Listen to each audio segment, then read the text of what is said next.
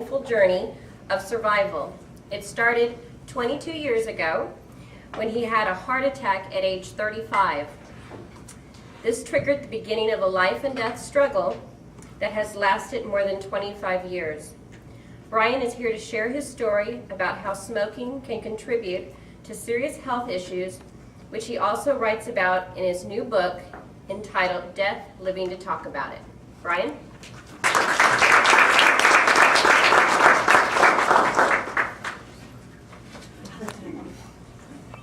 I'll just put this here for right now. Hi, as you know, my name is Brian Hayden, and I wrote this really nice book called Death, Living to Talk About It. And I'd like to talk to you today about the book, but also about smoking, because that's, after all, what everybody's here for today. Why me? Why would I have the honor of talking to you about smoking? Well, in 1989, when I was in the Air Force, I was going about my own way, smoking like I always did, and I had a heart attack. I expect most of the people here are some kind of medical training, so I had an LAD occlusion. The left anterior descending artery occluded completely, and I died. Not just partially died, completely died. But because I was working in a hospital and they were able to get quick care to me, I'm here standing in front of you. But that started everything in motion, because not only do you have a heart attack, but the problems that occur after the heart attack are worse oftentimes than just the heart attack. We have somebody here, this nice lady there. Do you smoke? You don't? Okay, I'll leave you alone. Who in here smokes? I know there's a few of you that smoke. Will one of you please come up here for just a moment? One of the nice smokers. There we go. Your name, sir? Mark. Mark's going to be here. Could you come over this side, please? And kind of just pick this up for me and hang on to it for me for a little bit. This is one of the nice benefits that you get from smoking. You got to learn to carry these kind of things around. So, just hold a little while longer. You have to get used to it, because if you're going to continue to smoke, this is one of the things you're going to have to carry with you for the rest of your life. So just hang on to that for a little bit, if you don't mind. Thank you. JR, could you do me a favor, please? You can hand these out to smokers. Yes, sir. These things are clean, brand new, never opened, and I'll show you all how to use them. They're nasal cannulas. All the smokers, please grab one. Let's step back here just a little bit. So that's not too heavy for you, is it? Oh.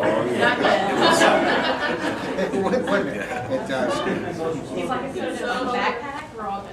Well, you can put it on the backpack, but my backpack. Everybody got their nasal cannulas? This is how you could just got the tab that faces downward. Grab it and stick it in your nose and then wrap it around your ears. It's real nice. Please put them on, because if you're going to smoke, you're going to need to get used to wearing them.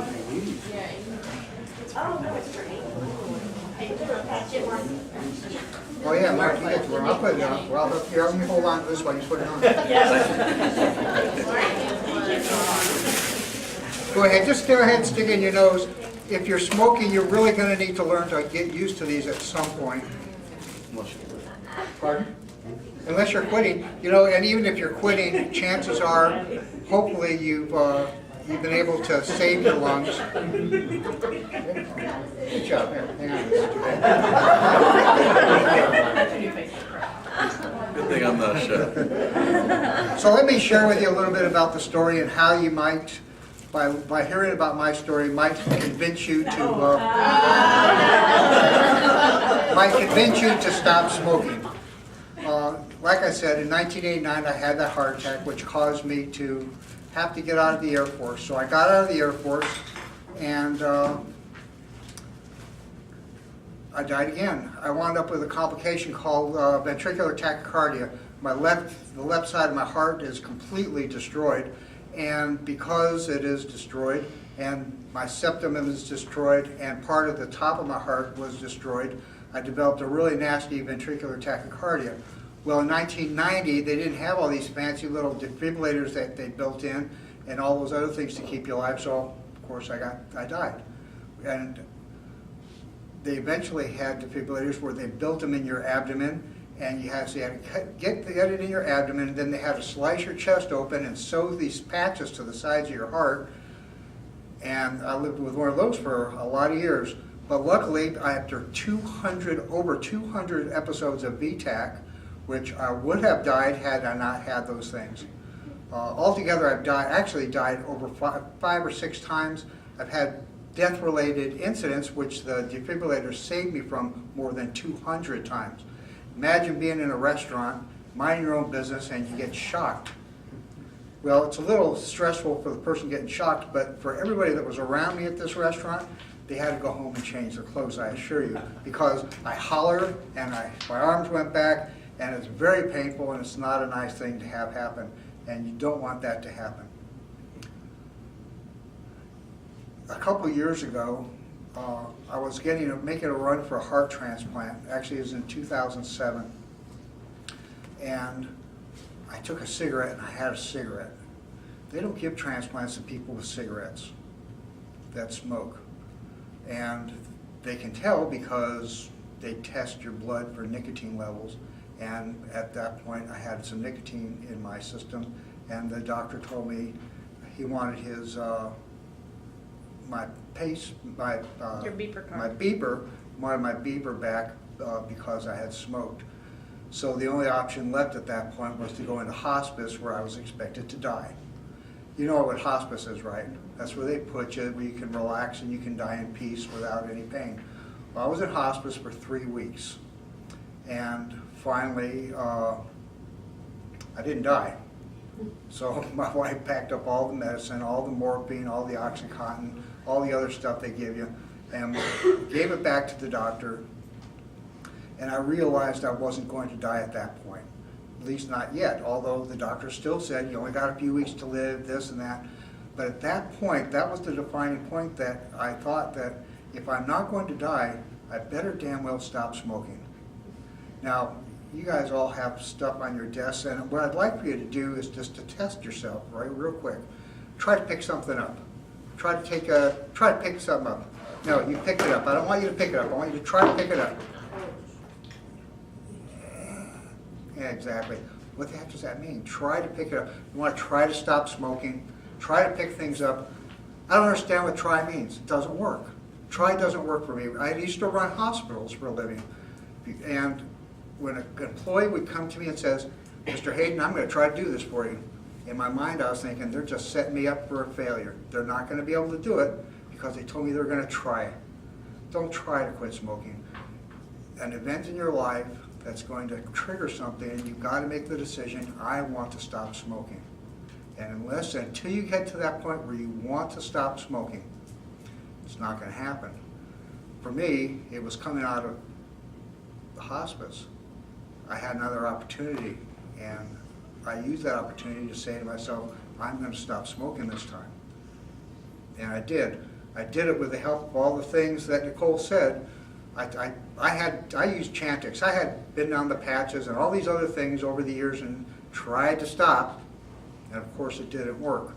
When I was determined to stop, I used Chantix. I availed myself of all the cessation programs that were available to me. I had people call me on the phone. I was calling people. I got emails every day from these people. I did everything that was offered to me, and I was able to stop. I am 1 year and 10 months smoke-free.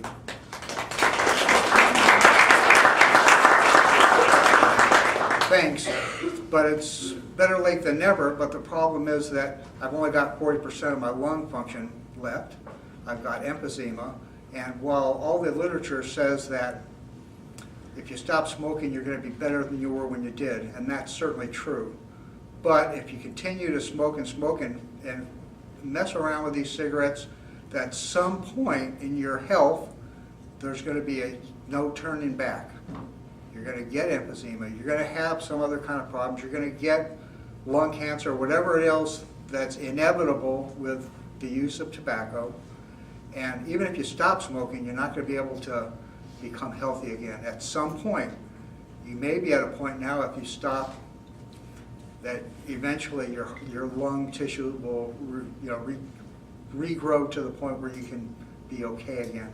I brought a picture of your lungs if you want to show me your picture. Okay. So that Now, they can see if it. you can come up at the end and take a peek at that, it's pretty ugly. You've got an opportunity here now to stop, to have it, all this support and help to stop smoking. There's never going to be a better chance for you to do that. Now, there's a couple other things you need to know about smoking. Things that you need to understand. First of all, you need to understand that smoking is an addiction. It's not just a habit, it's an addiction. I was having all these problems with heart disease and lung disease. I was sick as can be, and I couldn't get rid of the stupid cigarettes. I'd be in the hospital for 5 or 6 or 7 days for a heart failure exacerbation, and I'd be fine. Didn't need to smoke as long as I was in that bed. As soon as I got out of the hospital, the moment I walked through that door, I had to have a cigarette. It's ridiculous.